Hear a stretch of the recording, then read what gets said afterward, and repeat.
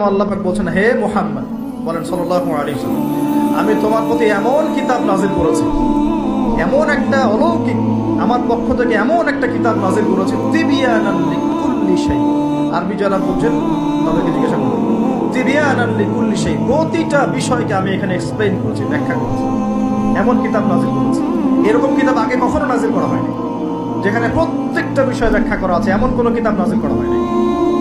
তিবিয়ানান লিকুল্লি শাই ওয়া হুদান, এবং এই কিতাব হচ্ছে তোমাদের জন্য হেদায়েত, সুবহানাল্লাহ, ওয়া রাহমাতান, এবং আমার পক্ষ থেকে সবচেয়ে বড় দয়া হচ্ছে কোরআন, সুবহানাল্লাহ, ওয়া বুশরা লিল মুসলিমিন, আর মুসলিম যারা হবে, যারা আত্মসমর্পণ করবে তাদের জন্য এই কিতাব হচ্ছে বুশরা। বুশরা মানে কি?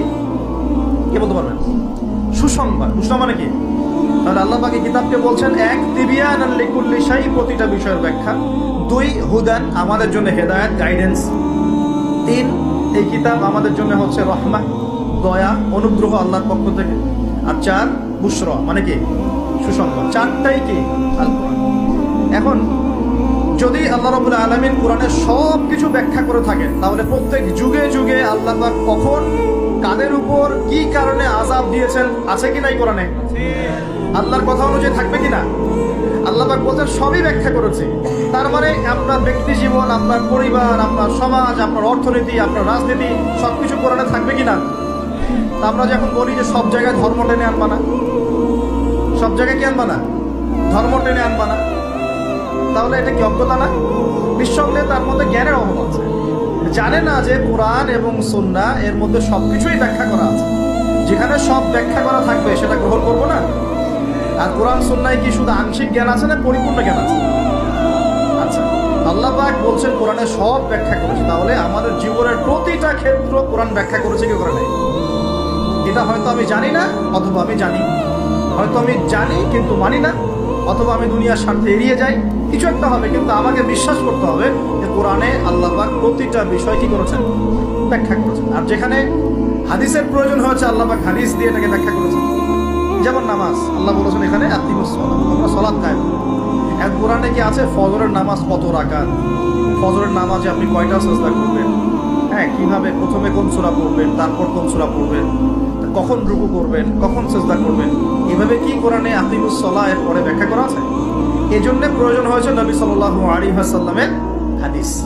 তো কোরআনের হাদিস কি আলাদা হয়ে গেল, না একই উৎস থেকে আসছে? সূরা নাজমে আল্লাহ পাক বলছেন, ওয়ামা ইয়ানজিকু আনিল হাওয়া, নবী সাল্লাল্লাহু আলাইহি ওয়াসাল্লাম নিজের মন গড়া কোনো কথা বলেন না। ইন হুয়া ইল্লা ওয়াহয়ু ইউহা, আল্লাহ পাক তাকে যে ওহীটা করেন, আল্লাহর পক্ষ থেকে যে প্রত্যাদেশ আসে, সেটাই তিনি ব্যাখ্যা করেন। তার মানে নামাজের নিয়ম কি নবীজি নিজে বানিয়েছেন, না আল্লাহ পাক এই নিয়ম দিয়েছেন?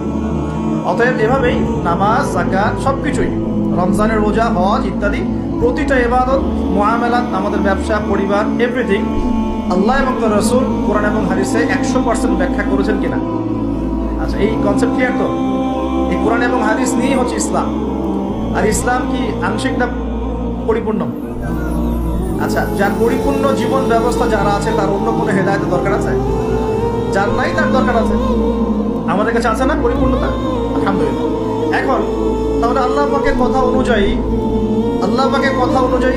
কোরআনে যেহেতু সবই ব্যাখ্যা করা আছে, তার মানে প্রত্যেক যুগে যুগে আল্লাহ পাক কেমন আযাব গজব পাঠিয়েছেন, কোন কোন সম্প্রদায়ের উপর পাঠিয়েছেন, কি কি পাপের কারণে পাঠিয়েছেন, এগুলো আছে কি নাই?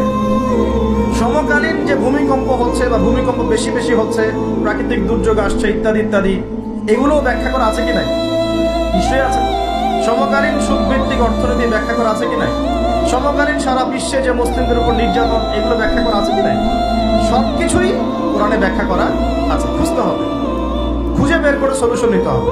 আমাদের টপিকে আমরা চলে আসি, আল্লাহ পাক কখন, কিভাবে, কোন কোন কওমের উপরে কি কি পাপের কারণে শাস্তি দিয়েছেন। এক নম্বরে আসি, আমরা এই অংশটুকুকে শাস্তি বলছি না, আল্লাহ পাকের পরীক্ষাই বলছি।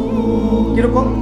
আমরা বিশ্বাস করি যে আল্লাহ রাব্বুল আলামিন কাফের, মুশরিক, মুনাফিকদের উপরে আল্লাহর আযাব পাঠান, ঠিক আছে?